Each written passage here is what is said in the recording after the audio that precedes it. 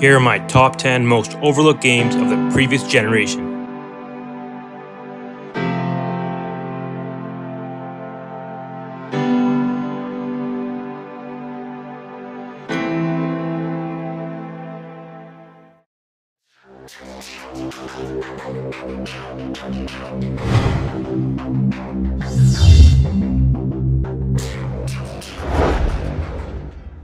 Now, Puppeteer is not one of those games.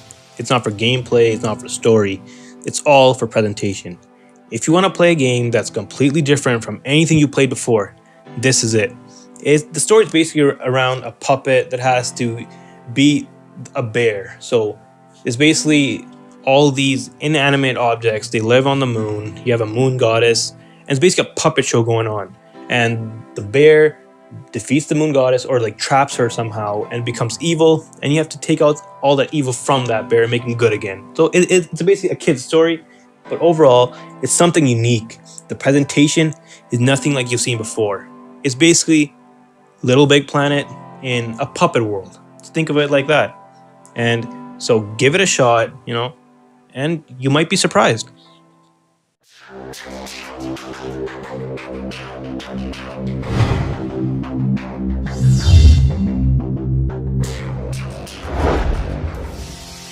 I know what you're gonna say. This is just a block jumping around. Hold on for a second. This game is one of the best games, I think, or second best block game I've ever played. First one being Tetris. And no, I do not count Minecraft as a block game at all. The thing in this game is it's basically a platform and a puzzle game at the same time. You basically use different blocks, rectangles, squares, and stuff like blocks that float on water, blocks that are on the ceiling instead of the ground. And you have to platform your way to the top. It's basically a combination of puzzling, so you have to use blocks together and separate to get to the end of the level. So if you guys like games like that, then go ahead, give it a shot.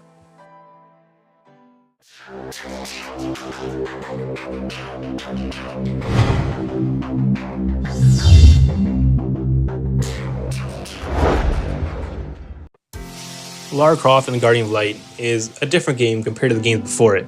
This is a completely new series. It's over the top Lara Croft game with all the different mechanics. Basically, the story of this game is the Guardian of Light fights the Keeper of Darkness. The Guardian of Light defeats the Keeper of Darkness with a mirror.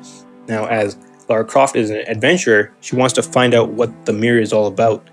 And on her way, she finds some mercenaries, which release the Keeper of Darkness, because they're after the same thing, the mirror, just like her. So there are two sides that are at war, basically.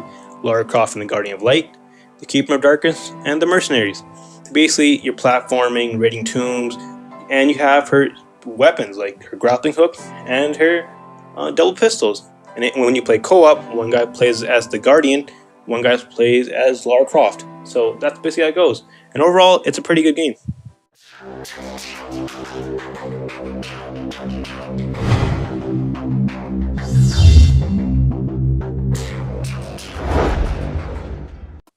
A lot of people might be wondering, why would I put a game like this in this list? Basically is because it's an old school game and it's remastered, if you want to say it like that. Basically, it's PacMan. The thing about this game that I really liked is the speed and how they changed the graphics a bit. You get to choose your PacMan, it has a different look to it. And overall, the gameplay is pretty fast paced. So if you want something that pumps your blood, this is the game to go. Start out with speed 20, go from there and just see the highest score you can get.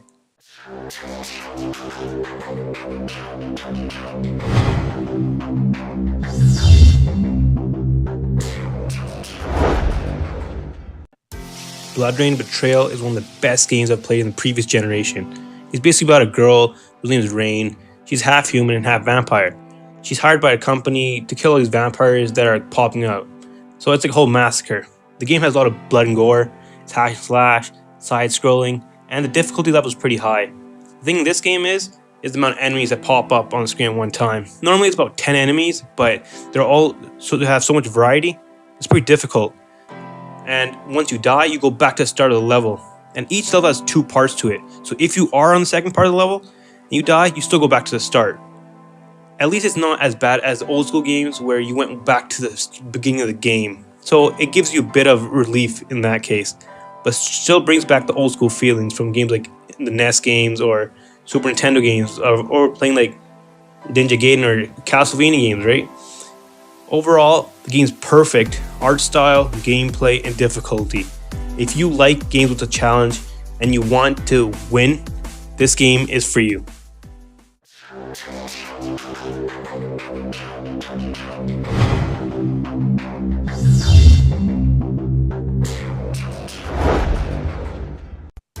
Outland is one of Ubisoft's better games that they have published. It's basically a 2D platformer action game. It basically revolves around one concept: light and dark. So if you have light, you're blue. If you have dark, you're red. And the thing is, you have to switch between both of them to fight the enemies. So red beats blue, blue beats red. That's basically how it goes. Overall, the game bosses are pretty difficult. So you have to traverse the environment pretty extensively to find new abilities. You have to find shrines to get new power-ups, and that's basically how it went. I got to the end of the game, I had about like 5 hearts. It was pretty difficult to beat the boss, so I actually had to go back to one of the levels, get more hearts, then fight the boss again, because I'd die even with 5 hearts. So you have to be pretty good. You have to have patience, and overall it's a great experience.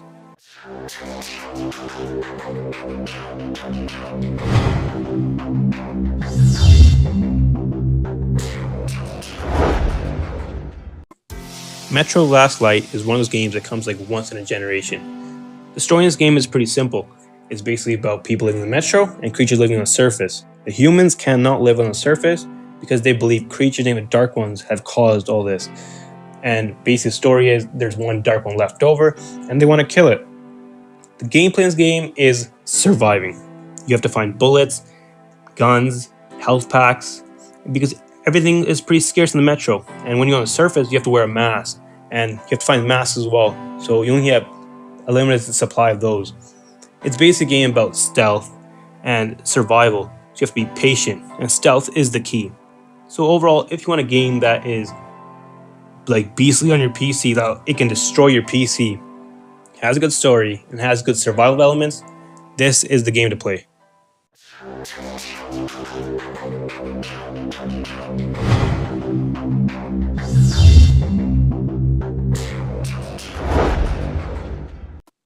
If you like God of War, Zelda, and Portal, this is the game for you.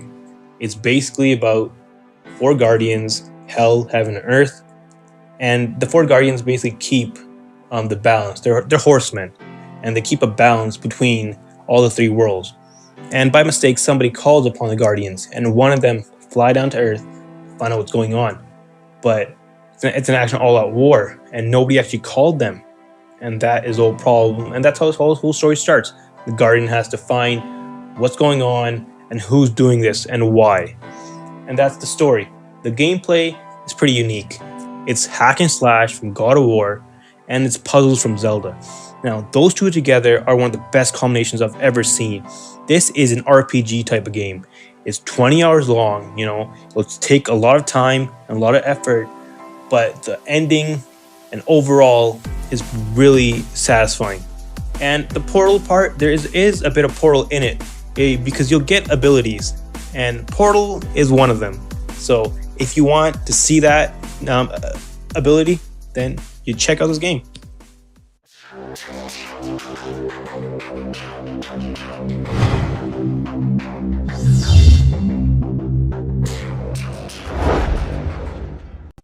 Brothers: A Tale of Two Sons is basically a game about 2 brothers that are on a search or a journey to find some medicine for their dad.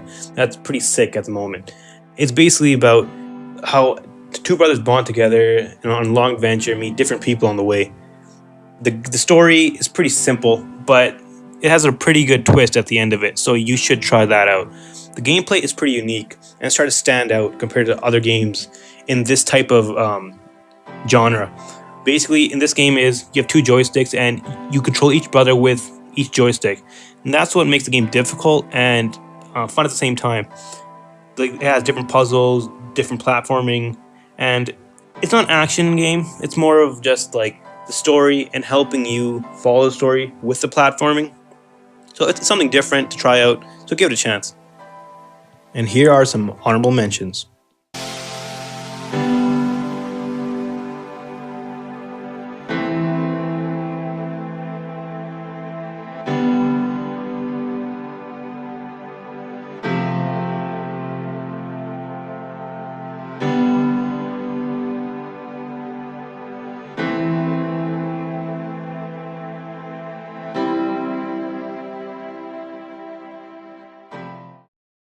You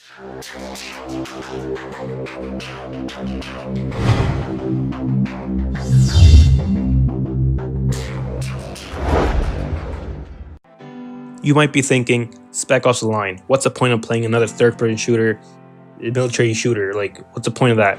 It's just another game that you shoot people and you get killed. But actually not. The gameplay of this game is not that amazing. It's more of typical stuff, but the story is pretty different.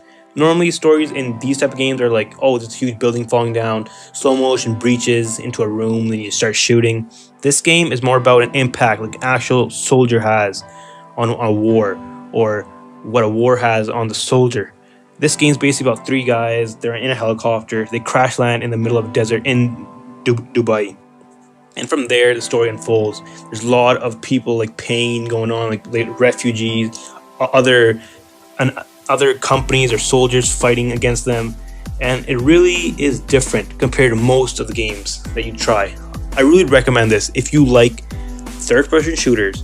You know, typical gameplay. It's not the gameplay, it's the story that really surprised me. If you want something that actually shows the life of a soldier, this game is it.